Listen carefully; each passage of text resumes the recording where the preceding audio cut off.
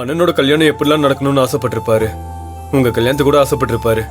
தேவியோட கல்யாணத்துக்கும் ஆசைப்பட்டிருப்பாரு. ஏன் என் கல்யாணத்துக்கு கூட ஆசைப்பட்டிருப்பாரு.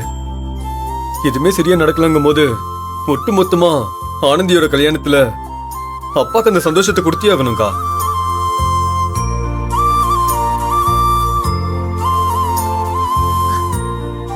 ஆனந்தி, என்ன அப்படியே வச்சிருக்க? சாப்பிடு. டேய் அன்பு, இங்க எல்லாரையும் விட ஆனந்தியோட கல்யாணத்துல நீதாடா ரொம்ப ஆர்வமா இருக்க. நீ பண்ற ஒவ்வொரு விஷயத்தையும் பார்க்கும்போது என் தம்பி அன்பான்னு எனக்கே ஆச்சரியமா இருக்குடா. ஒருவேளை அப்பாதான் உன் ரூபத்துல வந்து பேசிட்டு இருக்காருன்னு தோணுது. என்னண்ணே கலாய்க்கிறியா? டேய் அப்படிலாம் இல்லடா. நீ பெருசா கல்யாணத்துல ஆர்வம் காட்ட மாட்ட. அப்படியே ஒரு கெஸ்ட் மாதிரி கல்யாணம் எப்படி நடக்குதுன்னு பார்த்துட்டு உன் வேலையை பார்த்துட்டு போயிடுவ.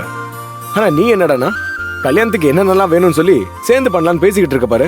உன்னை நினைச்சா ரொம்ப ஆச்சரியமா இருக்குடா.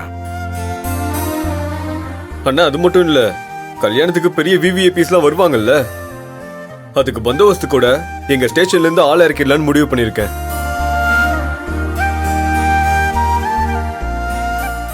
இதென்ன வீட்டுல நடக்கிற சின்ன ஃபெஸ்டிவலா?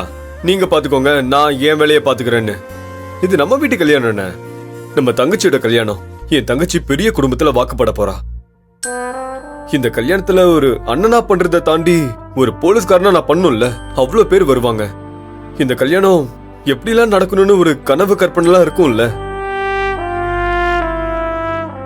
என்னக்கா நான் சொல்றது? அண்ணன் கல்யாணம் நடந்தப்போ நான் ரொம்ப சின்ன பையன். தேவியோட கல்யாணம் எப்படி நடந்ததுன்னு நமக்கு தெரியும். என் கல்யாணமும் அவசர அவசரமா யார்கிட்டயும் சொல்லாம பண்ணிட்டோம்.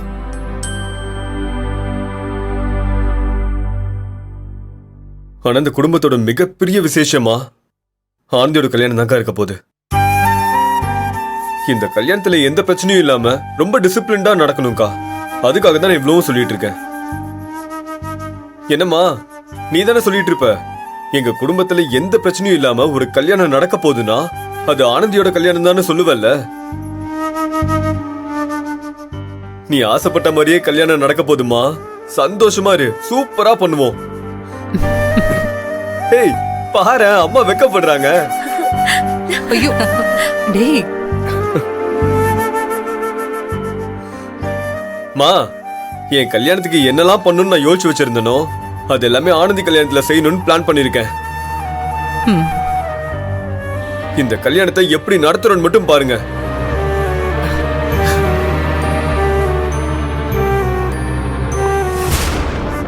ஏய் ஆனந்தி, என்னாச்சு? எனக்கு பிடிக்கல.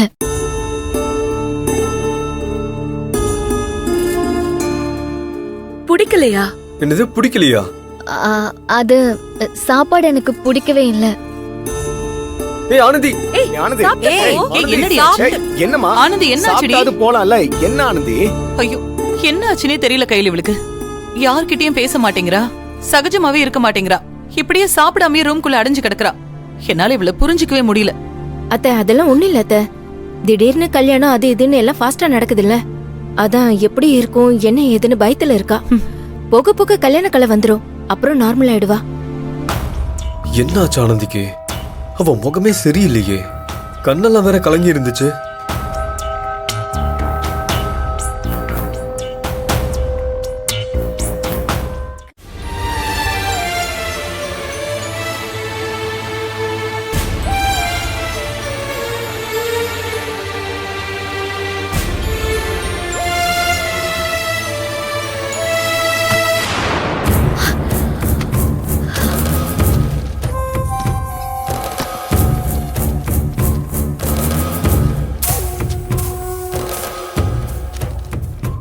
ஆனந்தி, என்ன அன்பு? என்னாச்சு உனக்கு? என்ன பிரச்சனை? என்ன பிரச்சனை? நான் நார்மலா தான் இருக்கேன். படிச்சதெல்லாம் ரீகால் பண்ணிட்டு இருந்தேன். சாப்பிட சொன்னா சாப்பாடு வேணான்னு சொல்லிட்டு நீ பாட்டுக்கு எஞ்சி வந்துட்ட. நாங்களாம் என்ன நினைக்கிறது? உனக்கு உண்மையிலேயே சாப்பாடு தான் பிடிக்கலையா இல்ல வேற ஏதாவது பிரச்சனையா? ஏய் அதெல்லாம் ஒண்ணும் இல்ல லூசு, உண்மையாவே சாப்பிட பிடிக்கல, அதான் எந்திரிச்சு வந்துட்டேன். சரி வா, எங்கேயாவது வெளில போலாம். எங்க? சும்மா அப்படியே வெளில போயிட்டு வருவோம். இல்லடா, எனக்கு நிறைய படிக்கிற வேலை இருக்கு, நீ போயிட்டு வா. ஏய் எப்பவுமே நான் வீட்டுக்கு வந்தா புல்லட்ல ஒரு ரவுண்டு கூட்டு போ, சாப்பிடுறதுக்கு ஏதாவது வாங்கித்தா, வெளியே போலான்னு சொல்லுவ. இப்ப நானே கூப்பிடுறேன்ல, வா வெளியே போலாம். ஏய் எனக்கு மைண்ட் கொஞ்சம் சரியில்லடா. மைண்ட் சரியில்லையா? அப்ப நீ கண்டிப்பா வெளியே வந்தே ஆகணுமே. ஏய், வா போலாம், வா ஏய் போலாம். நான் வா. சொல்றேன்லடா. வா